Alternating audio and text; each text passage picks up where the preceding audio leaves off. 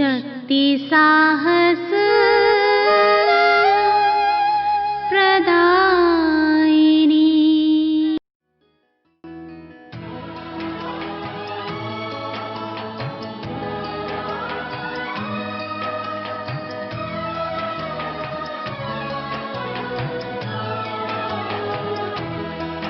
शुभ स्वागतम शत स्वागतम शुभ स्वागतम शत स्वागतम शुभ स्वागतम शत स्वागतम शुभ स्वागतम शत स्वागतम।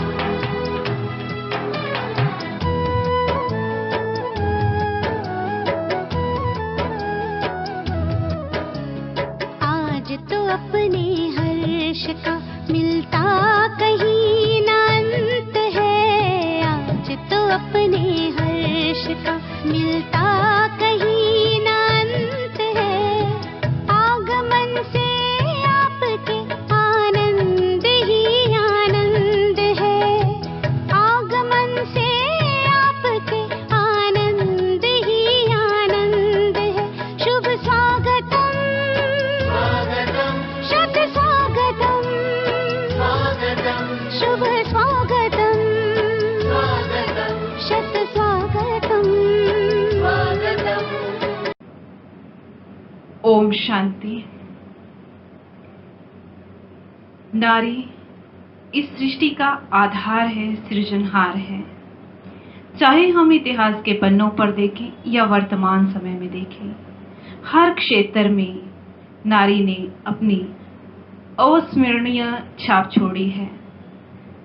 यादगार के रूप में इतिहास के पन्नों पर चाहे इंदिरा गांधी जी हो, सरोजिनी नायडू हो, कल्पना चावला हो, नाइटिंगेल हो, या वर्तमान समय खेल जगत में संसद के उच्च मुकाम पर, राष्ट्रपति जैसे ऊंचे सिंहासन पर, स्वास्थ्य जगत में आगे बढ़कर स्वास्थ्य सुविधाओं में अपनी सेवाएं देने वाली नारी शक्ति ने अग्रणी अपनी भूमिका निभाई है। आज का प्रोग्राम जो आप सभी के सामने है, security, health, empowerment of women. हम सभी इस प्रोग्राम के माध्यम से जानेंगे नारी सुरक्षा, नारी स्वास्थ्य, नारी सशक्तिकरण, नारी के आत्मबल, आत्मसम्मान को बढ़ाने के लिए देश की प्रगति में वो उच्च और श्रेष्ठ कार्य कर मानव जगत को आगे बढ़ा सके। जिन नन्हे जीवन उनके हाथों में है, जो उनको एक सही दिशा दे सके, उसके लिए कितना जरूरी है। इसी के लिए हमारे बीच में है हमारे गेस्ट स्पीकर के रूप में बहन एडवोकेट नम्रता गौड़ जी, बहन डॉक्टर संगीता जी, बहन रितिका जी रेलवे से DCM है, आदरणीय राजयोगिनी आशा दीदी जी, खास हेडक्वार्टर माउंट आबू से हम सभी के बीच में आदरणीय राजयोगिनी डॉक्टर सविता दीदी जी, राजस्थान अलवर से आदरणीय गौरी दीदी जी अपने अपने विचार आप सभी रखेंगे। हम सभी आप सभी का हार्दिक अभिनंदन करते हैं, स्वागत करते हैं और साथ ही आप सभी जिस कार्यक्रम को ऑनलाइन देख रहे हैं, ऐसी हमारी प्यारी ऑडियंस का भी स्वागत है। जरूरी है नारी शक्ति के महत्व को जानना और इसी विषय पर प्रकाश डालने के लिए हमारे बीच में हैं आदरणीय आशा दीदी जी। राजयोगिनी आशा दीदी जी हमें स्पष्ट करेंगी नारी की महत्ता। दीदी जी पिछले 50 वर्षों से भी अधिक वर्षों से आप ईश्वरीय विश्वविद्यालय में समर्पित रूप से अपनी सेवाएं दे रही हैं। अनेकों के जीवन को आपने निखारा है। नारी शक्ति में बल भरने के लिए हम अभी विचार सुनेंगे आदरणीय दीदी जी। ओम शांति। आज विशेष जो महिलाओं के लिए कार्यक्रम रखा गया है, जिसमें हमारे बहुत अच्छे अच्छे वक्ता भी पहुंचे हैं, वो भी आप सबको अपने विचार देंगे।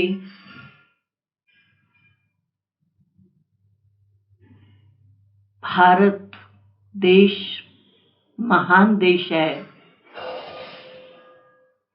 भारत के साथ ही माता शब्द का प्रयोग होता है, जबकि किसी और देश के नाम के साथ माता शब्द का प्रयोग नहीं हुआ। भारत माता की जय कहा जाता है। भारत से ही अन्य देश निकले,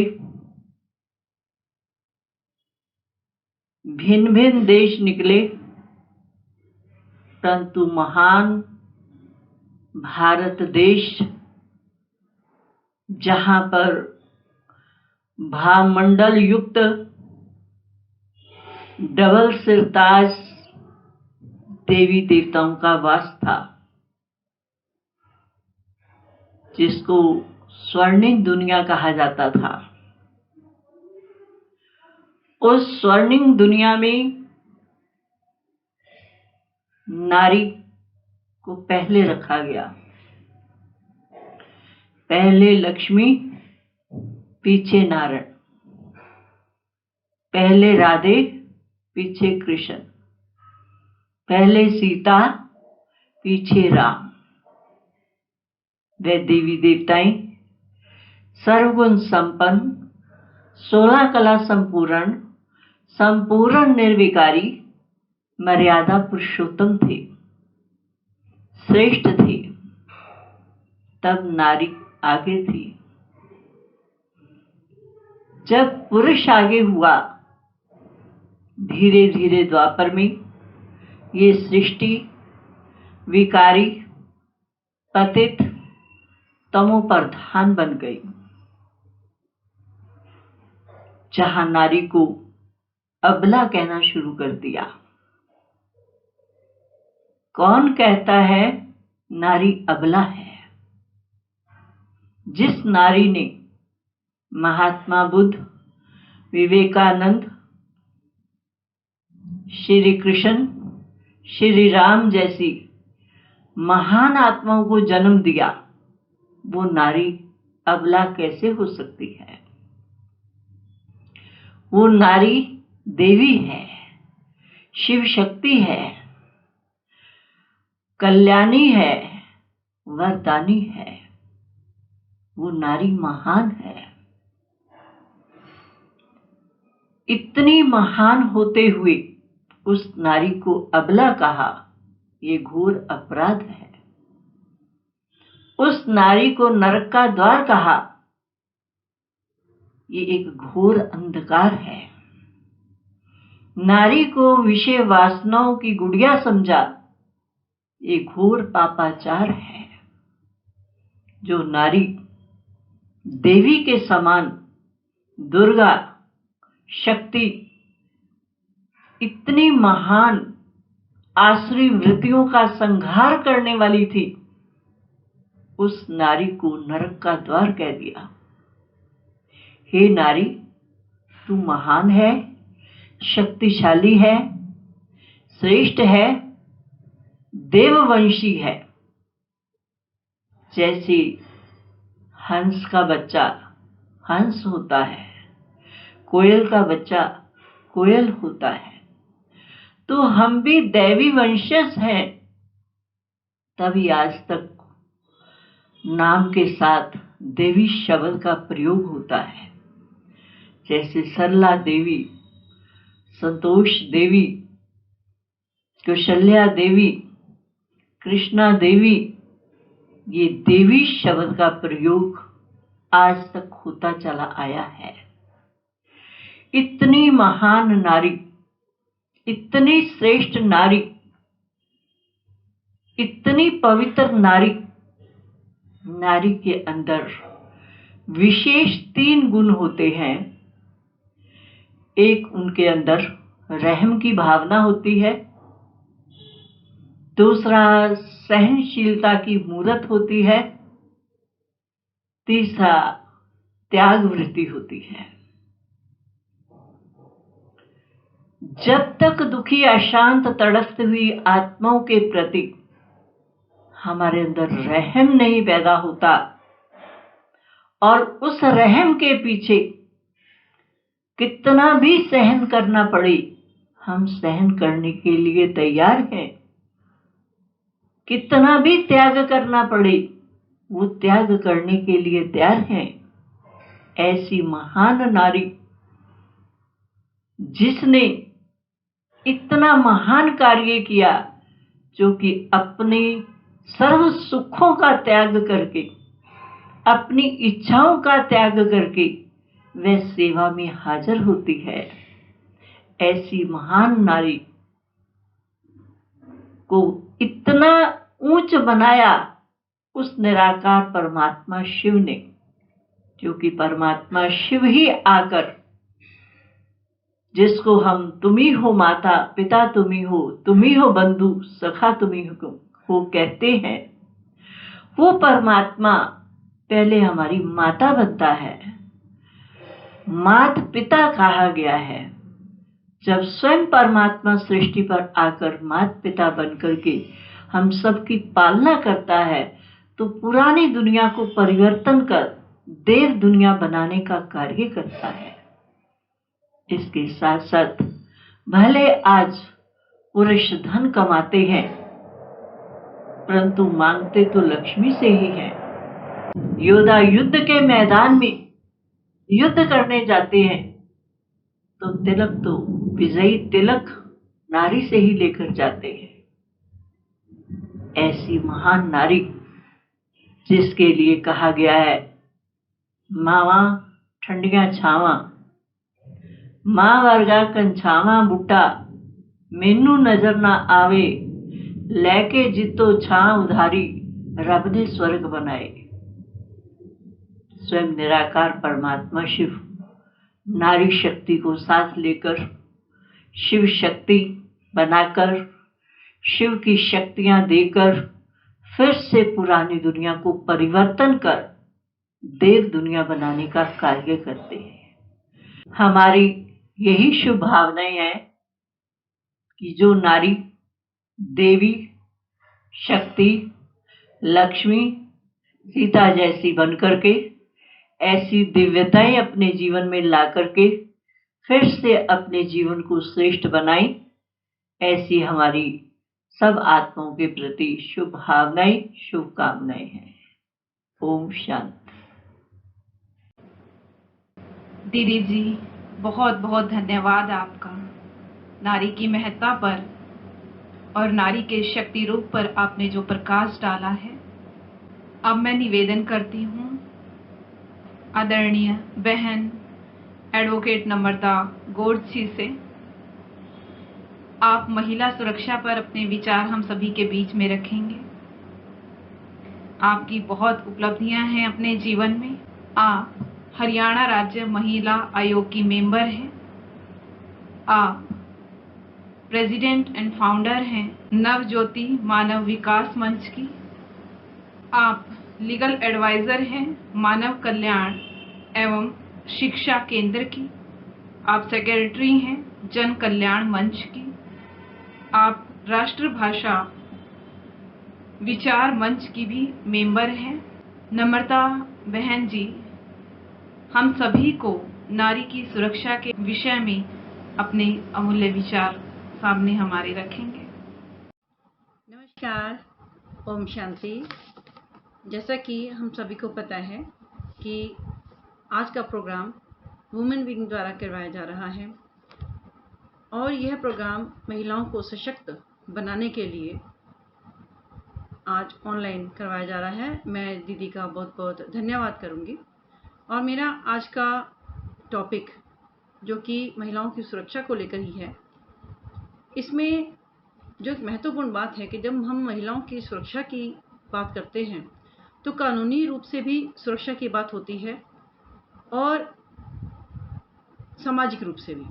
जब हम सामाजिक रूप से बात करते हैं तो हमें सबसे पहले यह देखना होगा कि अगर कोई महिला जो कि अकेली ही कहीं पर जाती है, चाहे नौकरी करने जाए, चाहे वो कोई किसी कारखाने में काम करने के लिए जाए या किसी भी स्थान पर उसको जाना पड़ता है, और अधिकतर महिलाएं अकेली जाती हैं नौकरी के लिए, या कहीं किसी के भी घर पर जाना हो या कहीं पर भी जाना हो, या रात के समय जिस प्रकार से कई बार आना पड़ जाता है, महिलाएं अकेली होती हैं और वहाँ पर जब कोई अप्रिय घटना किसी के साथ होती है, जैसे कोई किसी अपशब्द का कोई यूज़ करता है और या उनको कोई शारीरिक रूप से टच करने की कोशिश करता है, तब उस मामले में महिलाएं परेशान हो जाती हैं, डर जाती हैं कि आखिरकार हम क्या करें, हम अकेली हम तो कुछ कर नहीं सकती।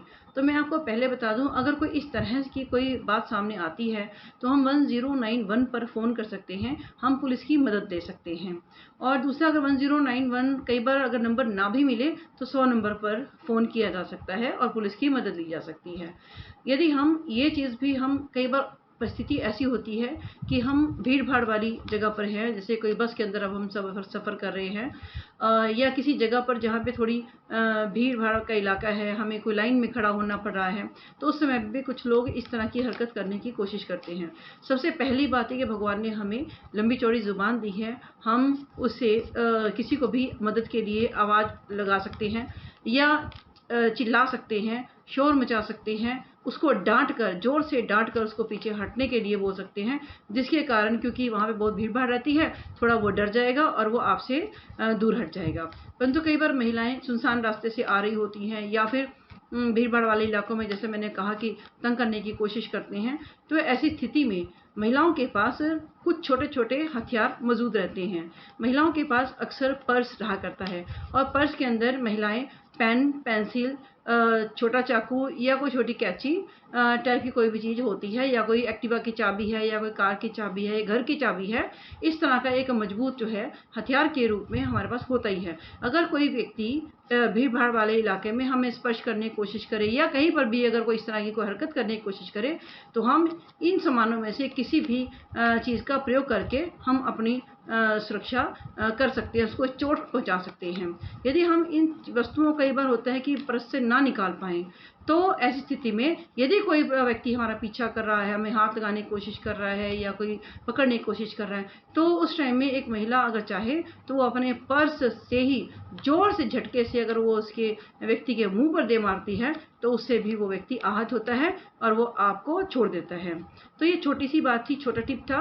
और एक दूसरा, कानूनी रूप से हम किस प्रकार से अपने आप को हम सुरक्षित या अपने आप को जो है सुरक्षा प्रदान कर सकते हैं।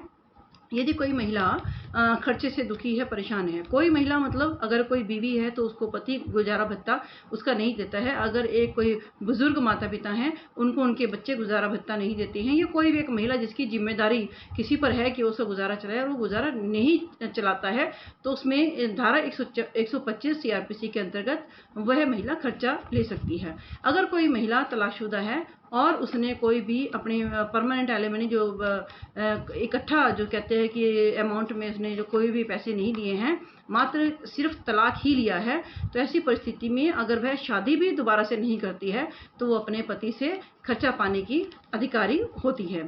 और महिलाओं का जो है अपने पिता की प्रॉपर्टी के अंदर भी बराबर की हिस्सेदारी होती है। जिस प्रकार के लड़के को हक दिया जाता है, उसी प्रकार से समान रूप से लड़की को भी हक दिया जाता है। यदि कोई महिला खुद से कमाती है, कोई किसी जगह पर काम करती है, तो उसी को सैलरी आती है या कोई उसका मकान नाम है, तो उस पर केवल उसी का अधिकार है। अगर वो अपनी मर्जी से चाहे किसी को देना चाहे दे दे, लेकिन उससे कोई ज़बरदस्ती उससे जो है प्रॉपर्टी है या कोई भी पैसा है वो उससे नहीं लिया जा सकता। यदि किसी महिला के साथ घरेलू हिंसा होती है, मार पिटाई होना, मानसिक हिंसा होना, या कोई पैसे ना देना, या कोई यौन उत्पीड़न होना, तो उसके लिए भी एक महिला पुलिस थाने के अंदर जाकर अपनी रिपोर्ट लिखवा सकती है, प्रोटेक्शन ऑफिसर के पास भी जाकर अपनी रिपोर्ट लिखवा सकती है।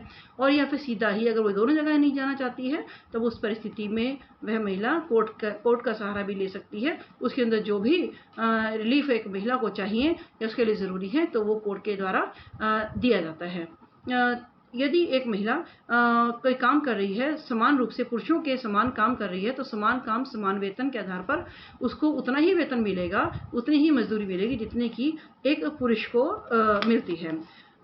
हम सभी जानते हैं कि भ्रूण हत्या भी एक अपराध है।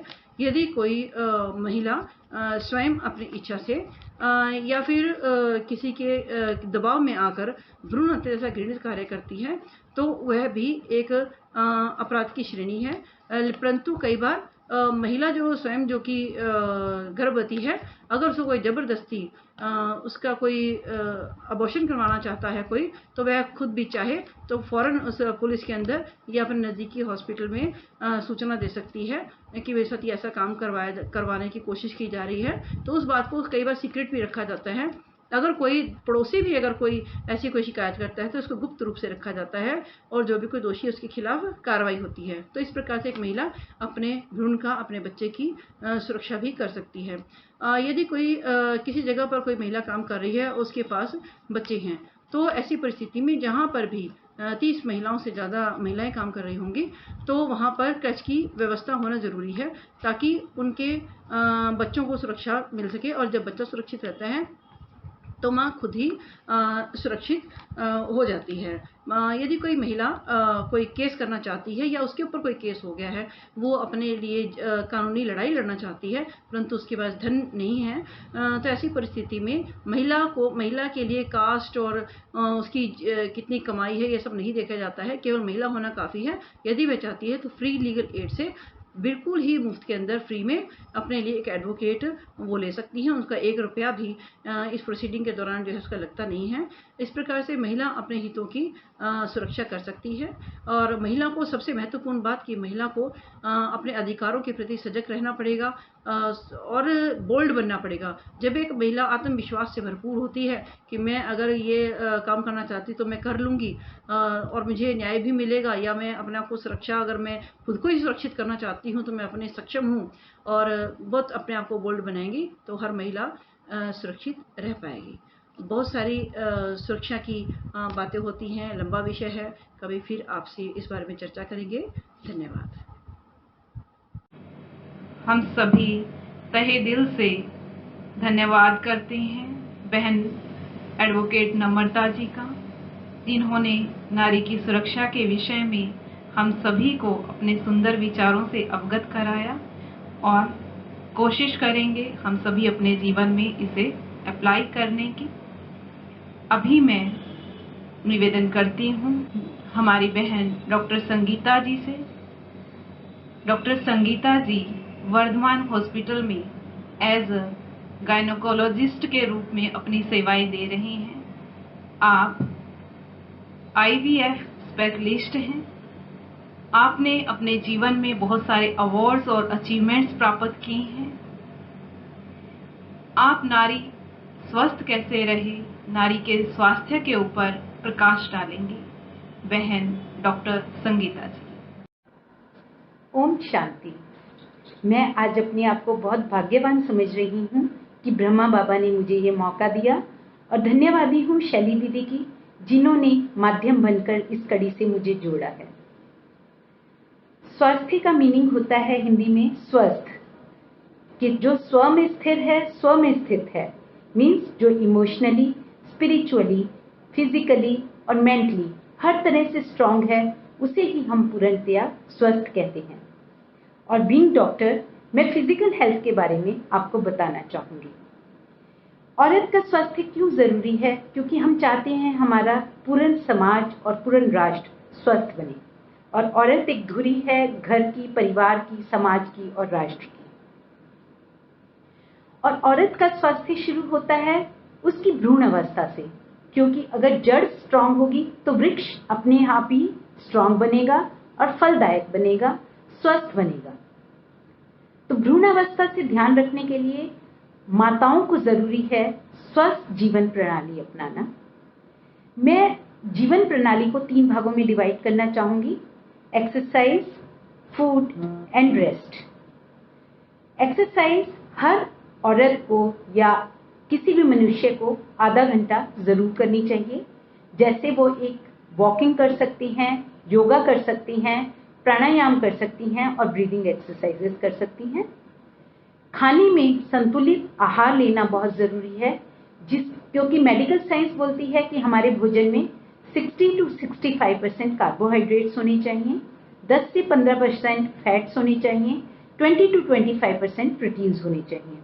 तो अपने जीवन में जब हमारी भ्रूण अवस्था से, जब एक औरत का भ्रूण अवस्था का समय होता है, तभी से माताओं को वो ध्यान रखना चाहिए कि हम अपना भोजन 3 भागों में डिवाइड कर सकते हैं। एक थाली को हम 3 भागों में डिवाइड कर सकते हैं, जिसमें से एक पार्ट होगा रोटी और चावल का, दूसरा पार्ट होना चाहिए दाल, दही इत्यादि का कि प्रोटीन्स हों, और तीसरा पार्ट हो जिसमें हम फल, फ्रूट, हरी सब्जियां या सलाद ले सकते हैं, और उससे हमारे विटामिन्स, मिनरल्स, आयरन इत्यादि पूर्णतया पहुंच सकते हैं। तो दूसरी चीज है आराम। आराम में आता है 8 से 9 घंटे का आराम, जिसमें रात को सोना 7 से 8 घंटे जरूरी होता है और 1 से 2 घंटे दोपहर में रेस्ट करना चाहिए। जब लड़की स्वस्थ पैदा होगी, क्योंकि उसकी माता ने एक स्वस्थ जीवन प्रणाली अपनाई है और उसको 6 महीने तक सिर्फ माँ का दूध मिलेगा, तो उसकी इम्यूनिटी बढ़ती है, उसमें कीटाणुओं से लड़ने की क्षमता बढ़ती है और उसके शरीर में किसी भी चीज की कमी नहीं होती। उसके बाद शुरू होता है 6 महीने से 8 से 9 साल का पीरियड, जिसमें बच्चे को, माँ को संतुलित आहार देना चाहिए। जैसे उसे शुरू से ही मैश्ड सब्जियों, फलों या आलू, चावल, रोटी इत्यादि की आदत डाल देनी चाहिए। उसे जंक फूड की आदत बिल्कुल भी नहीं डालनी चाहिए इस दौरान, और उस बच्चे को खेलने की भी आदत डालनी चाहिए। साथ साथ उस बच्चे को सेटिस्फाई रखने के लिए माँ का उसके साथ इंटरेक्ट करना बहुत जरूरी है। 9 से लेकर 12 साल तक बच्चे का एडोलेसेंट पीरियड होता है, जिसमें वो मेंसेस स्टार्ट होते हैं उसको, या उसके शरीर में बहुत सारे चेंजेस आते हैं, जिसकी वजह से उसके, और हार्मोनल चेंजेस आने की वजह से उसमें मेंटली बहुत सारे चेंजेस आते हैं। तो माँ का रोल और टीचर्स का रोल और पीयर्स का रोल इस समय आता है कि वो बच्चा अपनी सारी प्रॉब्लम्स, माँ को ऐसा एटमॉस्फेयर प्रोवाइड करना चाहिए और टीचर्स को ऐसा एटमॉस्फेयर प्रोवाइड करना चाहिए कि जो भी प्रॉब्लम उस बच्चे को आ रही है वो उनके साथ डिस्कस कर सके, और उस समय उसको खेलने कूदने के लिए प्रोत्साहित करना चाहिए और ऐसा फूड देना चाहिए जो कैल्शियम और आयरन में रिच हो। मीन्स ग्रीन लीफी वेजिटेबल्स ज़्यादा खिलानी चाहिए उस दौरान, और साथ में उस बच्चे को दूध पीने के लिए प्रेरित करना चाहिए। उसके बाद पीरियड शुरू होता है 12 साल से 18 साल तक का, जिसमें उसमें मेच्योरिटी आती है, उसके इंटरनल ऑर्गन्स और एक्सटर्नल ऑर्गन्स दोनों मेच्योर होते हैं। उस समय भी आयरन और कैल्शियम की बहुत ज़्यादा ज़रूरत होती है और साथ साथ में फिजिकल एक्टिविटी की ज़रूरत होती है। और 18 साल के बाद लड़की का करियर का टाइम शुरू होता है और उस समय मेंटल सपोर्ट की बहुत ज़रूरत होती है। तो ऐसे करके हम डिवाइड कर सकते हैं उस पीरियड को, और इस समय में उसको mental as well as physical support मिल जाए और साथ में हेल्दी फूड हो और फिजिकल एक्सरसाइज हो, मीन्स स्वस्थ जीवन प्रणाली हो, तो वो लड़की एक एडल्ट जो हेल्दी है फिजिकली और मेंटली, वो डेवलप हो सकती है। इसके बाद लड़की अपने आप को अपने आप संभाल सकती है, क्योंकि उसकी आदतें अच्छी हैं खाने पीने की, उसकी एक्सरसाइज करने की आदतें अच्छी हैं और वह मेंटली सेटिस्फाई है।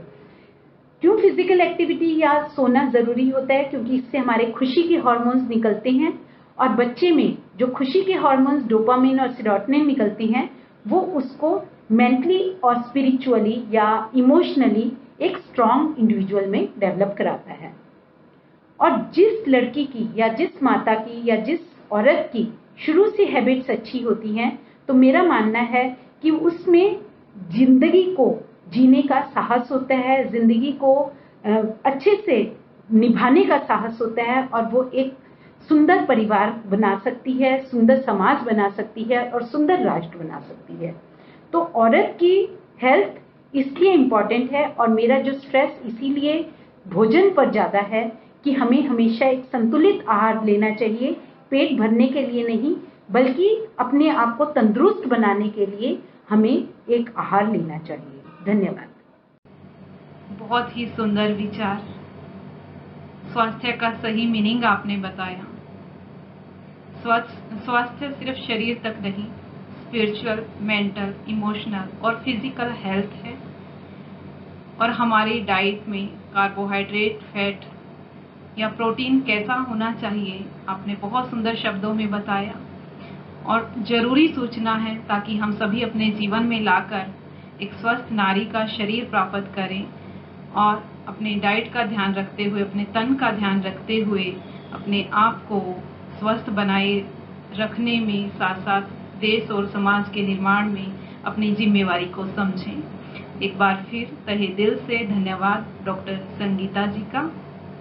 इसी के साथ हम आगे बढ़ते हुए जो हमारा टॉपिक है, लास्ट शब्द है एम्पावरमेंट ऑफ वुमेन, और बहुत खुशी हो रही है हमें जो गेस्ट स्पीकर इनके बारे में बोलने वाले हैं, बहन रितिका जी। आप अंबाला डिवीज़न में कमर्शियल डिपार्टमेंट की हेड हैं रेलवे में। रेलवे का जो अंबाला डिवीज़न का कमर्शियल डिपार्टमेंट है उसकी आप हेड हैं और बहुत ही यंग एज में आपने ये इतनी ऊंची पोस्ट पर आप आसीन हैं। हमें बहुत खुशी है। सशक्त महिला का एग्जाम्पल बनकर आप सभी, चाहे एडवोकेट नम्रता जी हैं, डॉक्टर संगीता जी हैं और बहन रितिका जी हमारे बीच हैं, DCM पोस्ट पर हैं। आप हमें अपने कुछ टिप्स देंगे, एम्पावर यानी कि सशक्त महिला कैसे बने, महिला अपने रोल को मजबूत कैसे बनाए। बहन रितिका जी। मैं ब्रह्म कुमारी अंबाला कैंट और विमेन विंग के headquarter coordinator Brahma Kumari doctor Savita ji का आभार प्रकट करती हूँ कि उन्होंने मुझे आज के वेबिनार में विमेन एम्पावरमेंट के टॉपिक पर अपने विचार प्रकट करने का मौका दिया है। विमेन एम्पावरमेंट या महिला सशक्तिकरण का प्रमुख उद्देश्य महिलाओं को उनकी क्षमताओं से परिचित कराना है। इसके अंतर्गत महिलाओं को जागरूक कर उनकी हर क्षेत्र में सामाजिक व आर्थिक भागीदारी को प्रोत्साहित करना है। इसके लिए जरूरी है कि प्रत्येक महिला में आत्मनिर्भरता व आत्मविश्वास को जागृत करवाया जाए। इस उद्देश्य को पाने के लिए महिलाओं का शिक्षित होना जरूरी है और अपने अधिकारों के प्रति जागरूक होना भी आवश्यक है।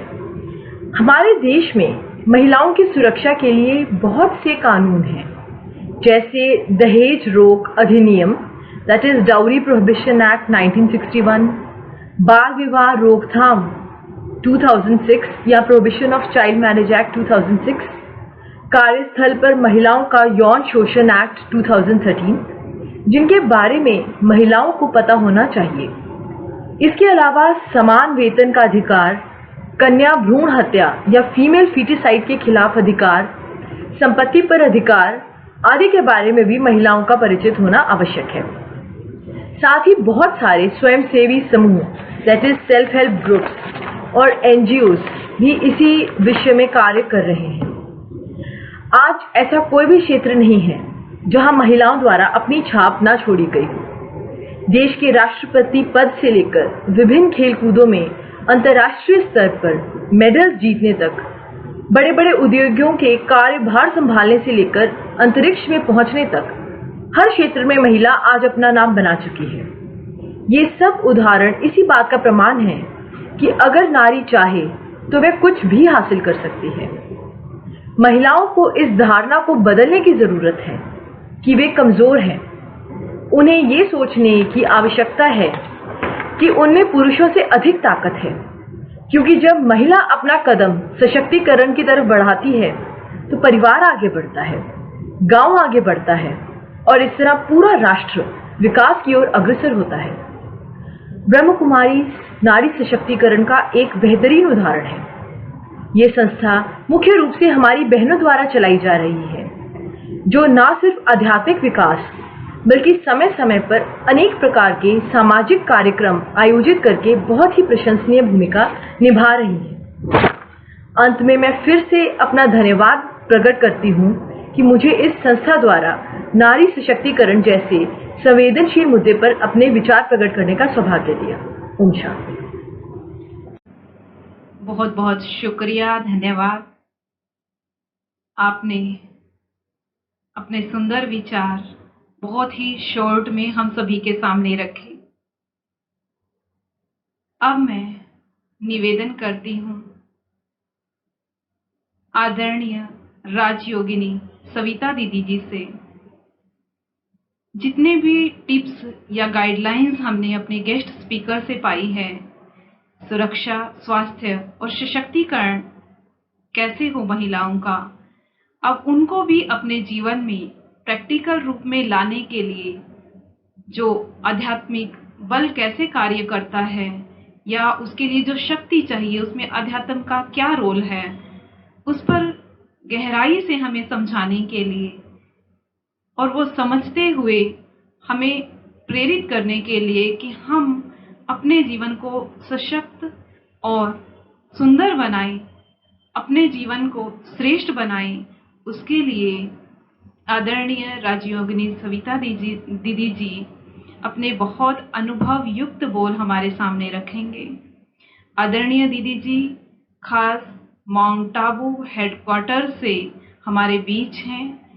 डॉक्टर सविता दीदी जी मेडिकल की पढ़ाई पूरी करने के बाद 31 वर्षों से ब्रह्मा कुमारी के इस ईश्वरीय कार्य में समर्पित रूप से अपनी सेवाएं दे रही हैं। ना ही देश बल्कि विदेशों तक भी दीदी ने मेडिटेशन के, स्ट्रेस फ्री लिविंग के, पॉजिटिव थिंकिंग के, हेल्दी एंड हैप्पी लाइफ आदि आदि विषयों पर अपने वक्तव्य दिए हैं। और एक बात मैं खास मेंशन दीदी के लिए करना चाहती हूँ, ब्रह्मा कुमारी की पूर्व मुख्य प्रशासिका के रूप में आदरणीय दादी जी जो लिविंग एग्जाम्पल थे एम्पावरमेंट का, वुमेन एम्पावरमेंट का, आपको उनके अंग संग रहने का मौका मिला। अनेकों का जीवन बदलने वाली दादी जी की सेवा आपने एक लंबे समय तक की है, जो एक बहुत बहुत बड़ी उपलब्धि है आपके जीवन की। आदरणीय दीदी जी से मैं अनुरोध करती हूँ, आप आध्यात्मिकता का हमारी लाइफ में रोल क्या है, कैसे हम उसको अपने जीवन में लेकर आए, उसको आप स्पष्ट करेंगे। ओम शांति। आज महिलाओं के लिए ऑनलाइन सेमिनार कार्यक्रम का आयोजन किया गया है, जिसका विषय है शी माना सिक्योरिटी, हेल्थ एंड एम्पावरमेंट। तो हम देखते हैं कि ये विषय 21वीं सदी में भी बहुत महत्वपूर्ण है। आज भी महिलाओं की सुरक्षा का प्रश्न है। हम देखते हैं कन्या भ्रूण हत्या हो रही है, दहेज के कारण महिलाओं को शारीरिक और मानसिक रूप से प्रताड़ित किया जाता है, उनके साथ यौन हिंसा होती है, दुष्कर्म की घटनाएं बढ़ती जा रही हैं, घरेलू हिंसा का भी शिकार महिलाएं होती हैं। और इनमें से ज़्यादातर का कारण तो हमारी सांस्कृतिक मान्यताएं हैं। अब जैसे कन्या भ्रूण हत्या हमारे देश में क्यों होती है? क्योंकि हमारे यहाँ ये माना गया कि बेटा वंश चलाता है, बेटा ही बुढ़ापे का सहारा है, बेटा ही चिता को अग्नि देता है, तो फिर एक बेटा तो चाहिए ही। और उस बेटे के लिए अगर बेटा नहीं हुआ है, मानो बेटियां ही हैं, तो फिर जांच शुरू हो जाती है। क्योंकि आजकल आधुनिक मशीनें उपलब्ध हैं, अल्ट्रासाउंड के द्वारा गर्भ में पल रहे शिशु का लिंग जांच किया जा सकता है। तो जब पता चलता है कि लड़की है, तो फिर अगर लड़का चाहिए तो फिर वो लड़की नहीं चाहते हैं, क्योंकि आज महंगाई के कारण माता पिता ज़्यादा बच्चों की परवरिश नहीं कर सकते हैं। तो भले ही आज सरकार ने कानून बनाए हैं कि इस तरह की जांच करवाना कानूनन अपराध है, लेकिन फिर भी हमारे यहाँ ये सब होता है। और इसके कारण ही आज लिंग अनुपात में कितना अंतर आ गया है, और कुछ राज्यों में तो स्थिति बहुत ही बदतर है। इसी के कारण हमारी सरकार को अभियान चलाना पड़ा, बेटी बचाओ बेटी पढ़ाओ। तो ये हमारी जो सोच बनी हुई है, सदियों पुरानी जो सोच है, इसमें हमें परिवर्तन लाना होगा। अब दहेज की बात अगर हम देखते हैं तो दहेज के कारण कितनी ही बहुओं को प्रताड़ित किया जाता है और मतलब एक हम कहेंगे कि वो धन का लालच है।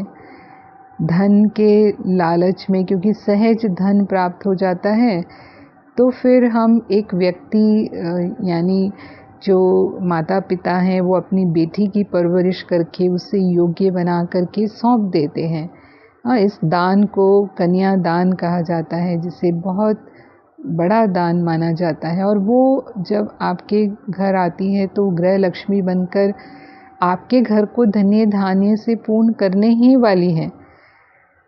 लेकिन हम उसकी महत्व नहीं समझ करके धन को महत्व देते हैं।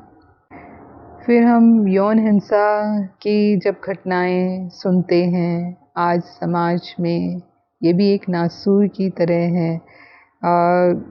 दुष्कर्म की घटनाएं जो होती हैं उसका बहुत बड़ा कारण हमारा मीडिया है आज, क्योंकि जो अपरिपक्व युवक होते हैं जब वो ऐसे अश्लील दृश्य देखते हैं तो वो दृश्य देखने के बाद जो उनकी उत्तेजना होती है, फिर कई बार वो व्यसन लेते हैं तो व्यसन में और ही नियंत्रण समाप्त हो जाता है, यानी वो शराब पी लेते हैं या कोई नशा कर लेते हैं तो फिर एक नहीं सामूहिक रूप से दुष्कर्म की घटनाएं होती हैं। तो जिसके साथ ये गुजरता है उसके साथ उसका तो पूरा जीवन ही तबाह हो जाता है समझो। तो ये अपराध के लिए सरकार ने बहुत कठोर कानून तो बनाए हैं, हालांकि उनको मौत की सज़ा भी दी जाती है, उसके लिए फास्ट ट्रैक कोर्ट भी बने हुए हैं। हमारी एडवोकेट बहन इस विषय पर और विस्तार से बता सकती हैं। लेकिन हमें क्या करना चाहिए समाज में, हमारी क्या भूमिका बनती है?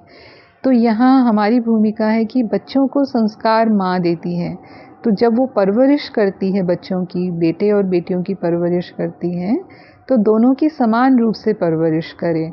उनमें जो भेदभाव करते हैं परवरिश में, वो बेटों में एक श्रेष्ठता का भाव पैदा करता है कि हम इनसे बेहतर हैं और फिर वो कंट्रोल करने की कोशिश करते हैं। वो अपने बेटों को नारी का सम्मान करना सिखाएं।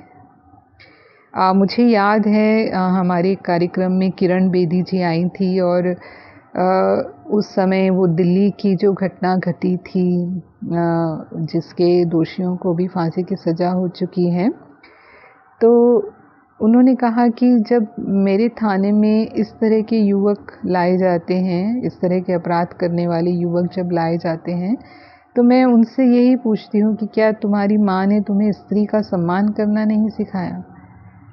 तो हम ये संस्कार दें उनको कि वो इस तरह के विचार भी अपने मन में ना ला सकें। तो ये जिम्मेवारी ज़्यादा माँ की होती है, हालांकि माता पिता दोनों ही बच्चों को संस्कार देते हैं। तो काफ़ी हद तक हम जो हैं हमारे देश में होने वाली ऐसी घटनाओं को कम कर पाएंगे। सरकार तो अपना काम करती ही है, लेकिन कहीं ना कहीं परोक्ष रूप से हम भी जिम्मेवार होते हैं। फिर घरेलू हिंसा की घटनाएं भी होती रहती हैं। आज 30% परिवारों में आंकड़ों के अनुसार महिलाएं घरेलू हिंसा का शिकार होती हैं, यानी पति की या परिवार के किसी भी सदस्य से मारपीट भी की जाती है। पति किन्हीं के शराबी होते हैं, शराब पीकर आते हैं तो नशे की हालत में कई बार जो भी कहा सुनी होती है तो स्थिति यहाँ तक भी पहुँच जाती है। ऐसे कई परिवारों के बारे में हम सुनते रहते हैं। तो इसका भी कारण जो है वो है क्रोध, अहंकार और फिर नशा उसमें आग में घी का काम करता है। जो यहाँ सुरक्षा के लिए जो भी कानून बने हैं, कई बार देखते हैं कि महिलाएं वो सुरक्षा नहीं ले पाती हैं, क्योंकि पहली बात तो वो अपने घर की बात को बाहर नहीं ले जाना चाहते हैं। वो सोचते हैं कि यदि हम बाहर गए तो हमारी ही बदनामी होगी, और अगर पुलिस तक जाते भी हैं और मानो घर से बेदखल कर दिया, तो फिर उनके भविष्य का प्रश्न होता है कि उनका भविष्य क्या होगा, क्योंकि ऐसी कोई हमारे यहाँ विशेष व्यवस्थाएं नहीं हैं जो उनको सुनिश्चित सुरक्षा मिले भविष्य में। ऐसे कई कारण बनते हैं। तो यहाँ पर हमें जो सदियों से महिलाओं के प्रति एक सोच चली आ रही है, मानसिकता बनी हुई है महिलाओं के प्रति, उस मानसिकता में परिवर्तन लाना होगा। और वो मानसिकता में परिवर्तन लाने का कार्य आध्यात्मिकता के द्वारा हम कर सकते हैं। हमें जो भी जीवन में समस्याएं आती रहती हैं समस्याएं, तो समस्याएं नहीं आएंगी ऐसा तो संभव नहीं है। समस्याएं तो हमारे जीवन का हिस्सा होती हैं और हमें उसका सामना करना ही पड़ता है, पर महत्वपूर्ण होता है कि हम उनका सामना कैसे करते हैं। तो यहाँ भी हमें उसके लिए अपनी आंतरिक शक्तियों को बढ़ाना होता है, क्योंकि वही है कि समस्याओं को तो हम नहीं कर सकते, लेकिन उनके प्रति अपनी सामना करने की शक्ति, आत्मविश्वास, अपना धैर्य, मनोबल हम बढ़ा सकते हैं। और उसके लिए प्रतिदिन हमें थोड़ा समय देना पड़ता है अपने आप को, माना हम मेडिटेशन करें, हम आध्यात्मिकता का अभ्यास करें, तो वो हमारी शक्तियों को जागृत करता है। तो विद्यालय में जो राजयोग सिखाया जाता है उसमें 2 चरण होते हैं। एक तो हम आत्मचिंतन करते हैं। आत्मचिंतन यानी हमें ये समझ मिलती है आध्यात्मिकता में कि हम केवल एक भौतिक शरीर नहीं है, लेकिन इस शरीर को चलाने वाली एक चेतन शक्ति आत्मा है। और आत्मा बहुत सूक्ष्म है, भले वो हमें दिखाई नहीं देती है, लेकिन शरीर को जीवन वही प्रदान कर रही है। वो एक ज्योति बिंदु की तरह आत्मा हमारे शरीर में, यहाँ प्रकृति में निवास करती है। और आत्मा अपने स्वरूप में बहुत श्रेष्ठ है, शुद्ध है, यानी शांत स्वरूप है, वो प्रेम स्वरूप है, आनंद स्वरूप है। और इसलिए इन गुणों को ही हम अपने जीवन में पसंद करते हैं। हमें शांति चाहिए, प्रेम चाहिए, सुख चाहिए। ये 7 गुण हैं आत्मा के। तो जब हम आत्मचिंतन करते हैं तो हम इन गुणों को चिंतन से अनुभव करते हैं, यानी अपने स्वरूप में स्थित होते हैं। तो जो भी समस्याएं चल रही होती हैं उनसे मन ऊपर उठ जाता है, और जब वो शांति की स्थिति में होता है, जब वो सुख की स्थिति में होता है, तो हमारी सामना करने की शक्ति बढ़ जाती है। हम उसे बेहतर तरीके से सामना कर सकते हैं। फिर हम आत्मनिरीक्षण करते हैं, हम अपने आप को देखते हैं हमारी कहाँ कमी है, कहाँ मुझे परिवर्तन लाना है।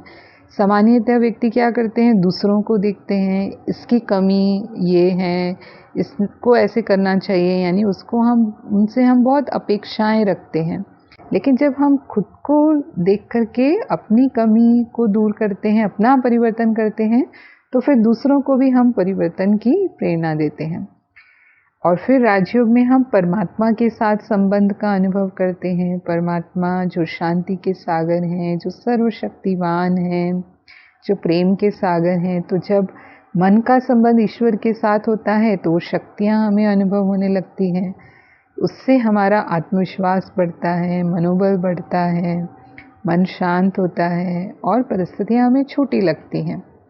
तो इस तरह से हमारा तनाव कम हो जाता है, हमारा भय कम हो जाता है, हमारी चिंताएं हम ईश्वर को सौंप देते हैं।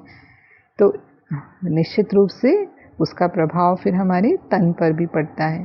पहले कहते थे healthy mind in a healthy body, आजकल कहते हैं healthy mind for a healthy body, कि अगर हमें स्वस्थ शरीर चाहिए तो हमारा मन पहले स्वस्थ होना चाहिए। और आज का जो समय चल रहा है, जो कोरोना महामारी पूरे विश्व में फैली हुई है, उसमें तो ये तनाव और भय जैसे वो भी महामारी का रूप लेते जा रहे हैं, क्योंकि इतनी समस्याएं बढ़ गई मनुष्य के जीवन में। अब जैसे कहते हैं कि एक न्यू नॉर्मल बन गया। अभी नॉर्मल लाइफ, अब वो पहले जैसी नॉर्मल लाइफ नहीं रही, लेकिन अब हम न्यू नॉर्मल पर आ गए हैं। तो फिर उस अनुसार अपने जीवन को ढालना, बहुत लोगों के जो कार्य हैं उस पर प्रभाव पड़ा, धन कमाने पर धन असर पड़ा है, उसकी समस्या उत्पन्न हुई है।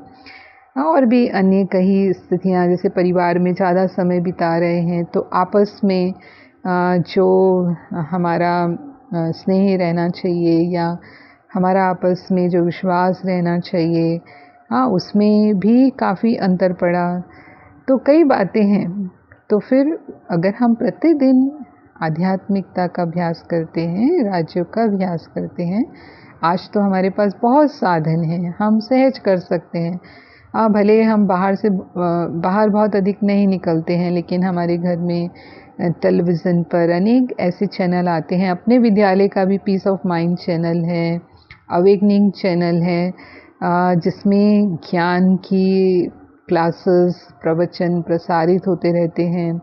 और भी जो भी सोशल मीडिया प्लेटफॉर्म हैं, उस पर भी हमें बहुत सारी ऐसी चीज़ें मिलती हैं जो हमें मोटिवेट करती हैं। तो ज़रूर 1 घंटा हम अपने मन में वो सकारात्मक विचार, जो श्रेष्ठ विचार हैं हमारे लिए, क्योंकि जैसा हम सोचते हैं, जैसा हमारा चिंतन होता है, वैसा ही हमारा जीवन होता है। तो हम ये अवश्य करें, ये भी हम अपनी जीवन शैली का हिस्सा बनाएं।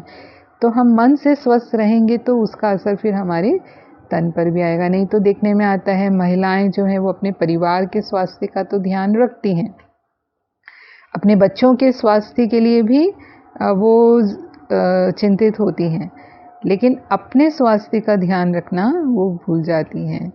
और अगर हम ही स्वस्थ नहीं होंगे तो फिर हम सबकी सेवा कैसे कर सकेंगे। और आज के समय में तो सभी का कार्य भी बहुत अधिक बढ़ गया है, विशेषकर महिलाओं के ऊपर ये ज़्यादा जिम्मेवारी बढ़ी है।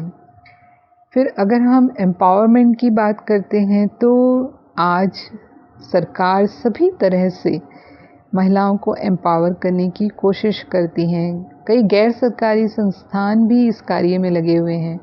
वो ज़्यादातर उन्होंने सामाजिक और आर्थिक स्तर पर उन्हें सशक्त बनाने का प्रयास करते हैं। जैसे कहा कि जो समाज की समस्याएं हैं उसके लिए कानून बनाना, वो सरकार वो करती है और उसमें महिलाएं ज़्यादा से ज़्यादा सुरक्षित रहें कोशिश करती हैं। हालांकि कानून इतना कार्य नहीं कर पाते। और ऐसे ही आर्थिक रूप से भी अनेक योजनाएं सरकार ने महिलाओं के लिए बनाई हैं। आज गाँव में स्वयं सहायता समूह चलते हैं जो घरेलू उद्योग से धन कमाते हैं। आज महिलाएं शिक्षित भी हैं शहरों में और आत्मनिर्भर हैं, लेकिन फिर भी हम उसे पूर्ण सशक्तिकरण तो नहीं कहेंगे, क्योंकि जो जीवन में मूल्य होने चाहिए, जिसे हम नैतिक मूल्य कहते हैं, अगर वो नैतिक मूल्य, वो संस्कार, वो चरित्र हमारे नहीं हैं तो उसको हम पूर्ण सशक्तिकरण नहीं कहेंगे। आज शिक्षित हो जाते हैं मानो, लेकिन अगर संस्कारवान नहीं हैं, अगर चरित्रवान नहीं हैं, तो देखने में आता है कि महिलाएं जो हैं वो पुरुषों के बराबर कार्य ज़रूर कर रही हैं, लेकिन वो परिवारों में तलाक के केसेस बहुत अधिक होते हैं। घर परिवार बिखर जाते हैं, क्योंकि उनमें भी वो अहम आ जाता है कि हम कमाते हैं तो हम उनसे कम थोड़े ही हैं। तो हमें एक दूसरे के पूरक बनना है, एक दूसरे के प्रतिस्पर्धी नहीं बनना है। आधुनिकता का अर्थ है समय के साथ चलना। आधुनिकता का अर्थ ये नहीं कि हम जो हमारे जीवन में कार्य और अपने घर परिवार का जो संतुलन चाहिए, वो संतुलन हम ना बनाए रख पाएं। तो ये संतुलन भी हम बना सकें तो हमारे व्यक्तित्व में वो संतुलन आता है आध्यात्मिकता से। तो यही कि यदि हम हर दिन अपने को समय देंगे, जैसे हम कहेंगे कि अगर हम किसी वृक्ष की वृद्धि करना चाहते हैं तो हमें उसकी जड़ में पानी देना होता है। अगर हम पत्ते पत्ते को पानी देंगे तो वो वृक्ष विस्तार को नहीं पा सकता, उसकी वृद्धि नहीं हो सकती। तो ऐसे ही यदि हम सर्व प्रकार का सशक्तिकरण चाहते हैं तो हमें पहले अपना भीतर का सशक्तिकरण, यानी जो कहा कि आध्यात्म से हम अपने आत्मा को सशक्त बनाएं, तो फिर जो आत्मसम्मान हमारा विकसित होता है, जो आत्मविश्वास हमारे अंदर आता है, जिसे कहा कि वो शक्ति रूप हमारा जागृत होता है। हालांकि महिलाएं शक्ति हैं, कह देते हैं उनको अबला है, लेकिन शक्ति भी उन्हें ही कहते हैं। हम नर शक्ति नहीं कहते, हम नारी शक्ति कहते हैं। तो नारी शक्ति तो है ही, हाँ, लेकिन उसको महसूस करना, यानी उस अपनी शक्ति के प्रति जागृत होना, और फिर हम अपने वो कार्य व्यवहार में उसे यूज़ करें, तो हम कहेंगे कि सही मायनों में हम सशक्त हैं। तो महिलाओं की सुरक्षा भी, स्वास्थ्य भी और सशक्तिकरण भी हालांकि काफ़ी हद तक हुआ है, लेकिन अभी भी उसमें जो कमी रह गई है, उसमें यदि हम समाज में जागरूकता लाएंगे और प्रयास करेंगे और उसके साथ साथ थोड़ा सा अपने जीवन में आध्यात्मिकता को भी शामिल करेंगे, तो ये और सहज हो जाएगा। जो मान्यताएं हैं उन्हें परिवर्तन करना आसान हो जाएगा, क्योंकि सबसे बड़ी आवश्यकता यही है कि महिलाओं के प्रति जो मानसिकता है समाज की, वो उसमें परिवर्तन लाया जाए। तो वो हम परिवर्तन लाएंगे तो हम अनेकों तक उस परिवर्तन को ले जा सकेंगे। तो इन्हीं शब्दों के साथ मैं अपनी वाणी को विराम देती हूँ। ओम शांति। बहुत बहुत धन्यवाद दीदी, आपका शुक्रिया। यही सही मायनों में हमारे जीवन का सच्चा श्रृंगार है, सच्ची सुरक्षा है। अपने जीवन को उन्नति की ओर ले जाना है। ऐसे अमूल्य विचारों को आपने हमारे साथ साझा किया। इसी के साथ हम कार्यक्रम को आगे बढ़ाते हुए इन सभी जो ज्ञान की बातें हमने सुनी हैं, अपने जीवन में उतारने के लिए हमें परमात्म शक्ति की सदा ही आवश्यकता होती है। और परमात्मा से जोड़ने के लिए राजयोग क्या है, मेडिटेशन की विधि बताते हुए आदरणीय राजयोगिनी ब्रह्मा कुमारी गौरी दीदी जी, जो राजस्थान अलवर से हमारे बीच में हैं, मैं उनसे अनुरोध करती हूँ कि वो हम सभी को राजयोग की सुंदर अनुभूति कराएं। ओम शांति। परमपिता परमात्मा शिव की संतान, आप सभी शिव शक्ति स्वरूपा मीठी बहनें, मेरी मीठी सखियों को दिल से अभिवादन। आज हम स्त्री के स्वास्थ्य, सुरक्षा और सामर्थ्य पर चर्चा कर रहे हैं, लेकिन विचार करने की बात है, हम उस स्त्री के सुरक्षा की बात कर रहे हैं जिसकी आंचल की छाव में हर संतान अपने को सदा सुरक्षित महसूस करती है। हर मनुष्य ने ही लगभग अपने बचपन में माँ की गोद में स्नेह का और सुरक्षा का अनुभव किया है, लेकिन उस माँ की, उस स्त्री की सुरक्षा का क्या? वो स्त्री जो परिवार के हर सदस्य के स्वास्थ्य का ध्यान रखती है, घर के छोटे बच्चे, बड़े बुजुर्ग सभी को स्वस्थ रखने के लिए दिन रात जुटी रहती है, चाहे अपने आराम और सुख का भी त्याग करती है। लेकिन उस स्त्री के स्वास्थ्य का क्या?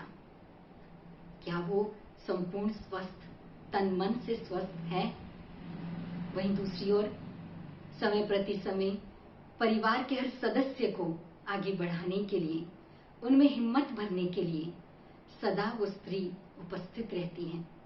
अपने साथ से, अपने दिल की दुआओं से, मन में आशा और उम्मीद जगाने वाले बोल से हर सदस्य को वो आगे बढ़ाती है।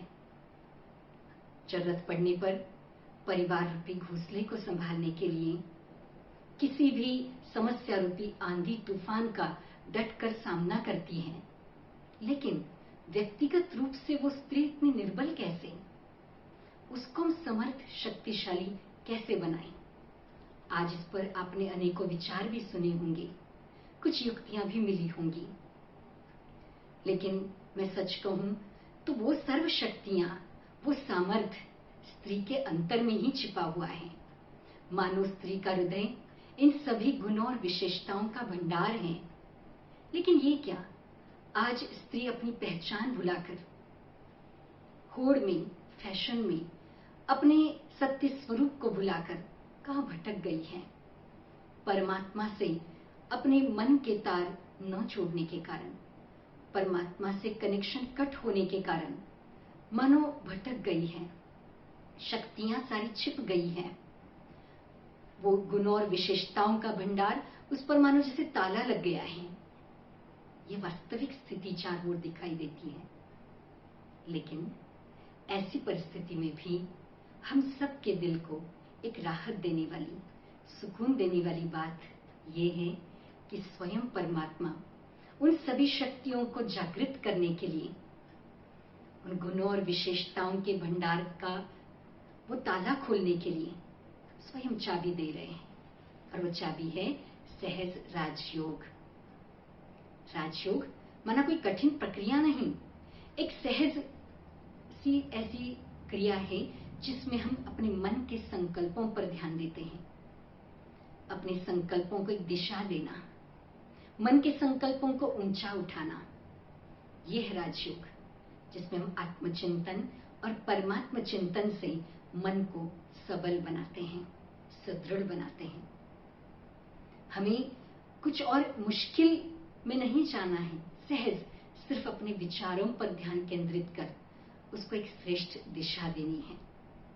राजयोग माना जैसे कि अपने सत्य स्वरूप में स्थित हो, अपने को पहचान, उस परम शक्ति से मन के तार जोड़ना। मानो पावर हाउस से कनेक्शन जोड़ अपनी आत्मा रूपी बैटरी में पावर भरना। तो ये तो हमारे जीवन के लिए बहुत सुखदायी है, कल्याणकारी है। राजयोग जिसमें हमें स्वयं परमात्मा से अपने मन के तार जोड़ने हैं, इसे मन को एकाग्र करना, मन के संकल्पों पर ध्यान केंद्रित करना आवश्यक है। और आप सभी इसे सहज कर सकते हैं और अपने जीवन में शक्तियों को फिर से जागृत कर सकते हैं। आइए चलिए ऐसे एक अलौकिक अनुभूति की ओर, जो हमें आत्मरूप में अपने सत्य स्वरूप में स्थित करेगी।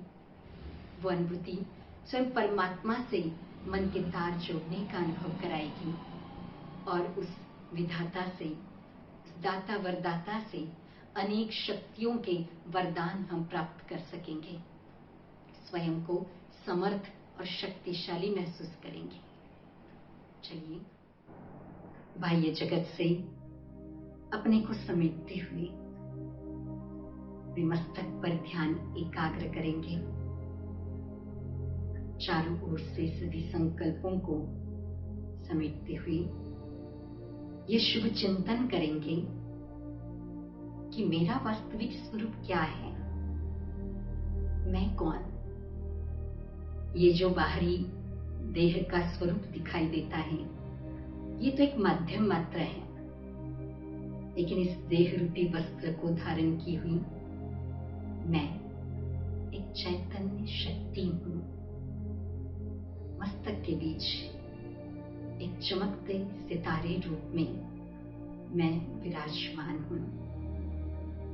महसूस करें इस देह से न्यारी मैं एक शक्ति, इस देह को चलाने वाली मैं एक चैतन्य ज्योतिर्बिंदु आत्मा हूं। मैं आत्मा स्वयं सर्वशक्तिमान परमपिता परमात्मा की संतान हूं। सर्वशक्तिवान परमात्मा की संतान होने के नाते मैं सर्व शक्तियों की अधिकारी हूं। ये सर्व खजाने मेरा जन्मसिद्ध अधिकार है।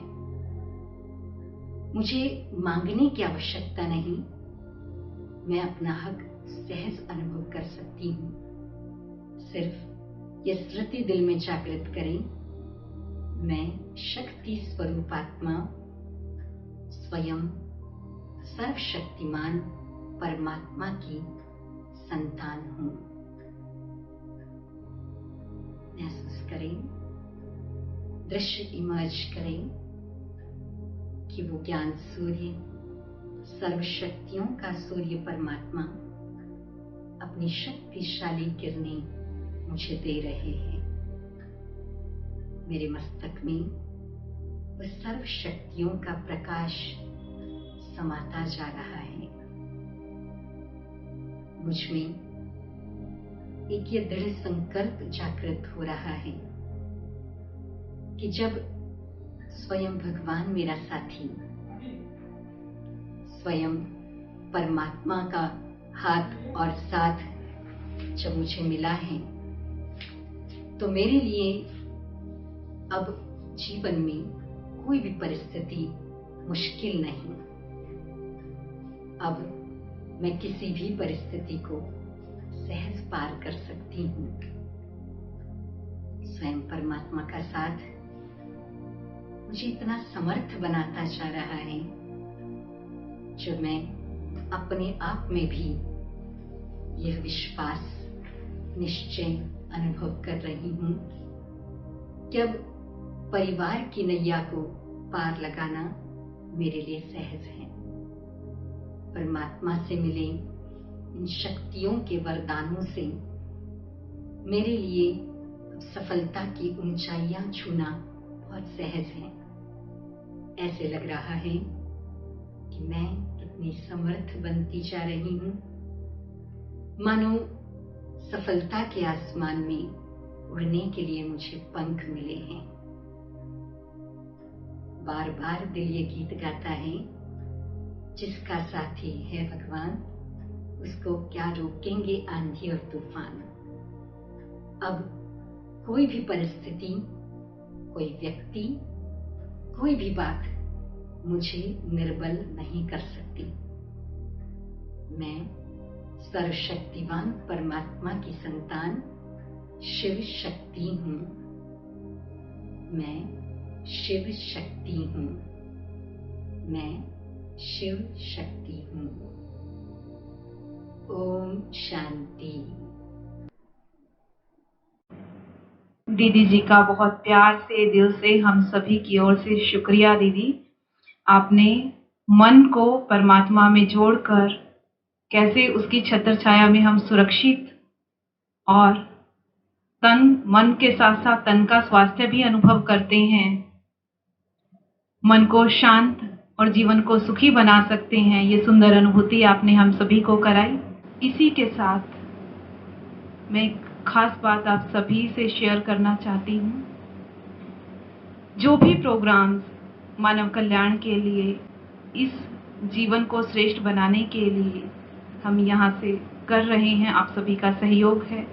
उसमें जो खास भूमिका है हमारी आदरणीय बहुत ही वरिष्ठ राजयोगिनी कृष्णा दीदी जी, जो सब जोन अंबाला के डायरेक्टर हैं, उनकी प्रेरणाएं पाकर, उनका आशीर्वाद पाकर हम सभी, आप सभी के लिए जीवन में उन्नति हो और सुंदरता या सुविचारों की ओर हम बढ़ते रहें, ऐसी उनकी शुभ भावना लिए ये कार्यक्रम होते रहते हैं।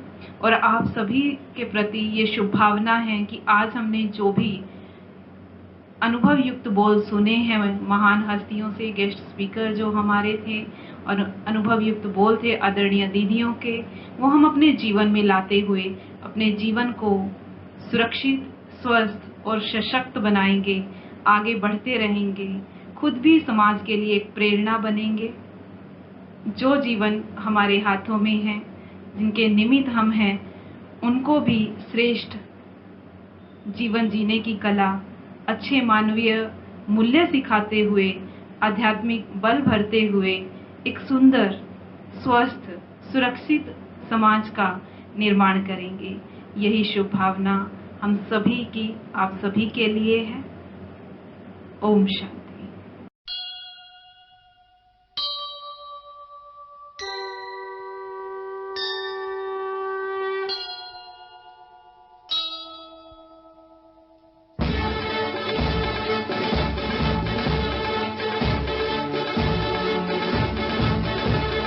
कोमल है, कमजोर नहीं तू, शक्ति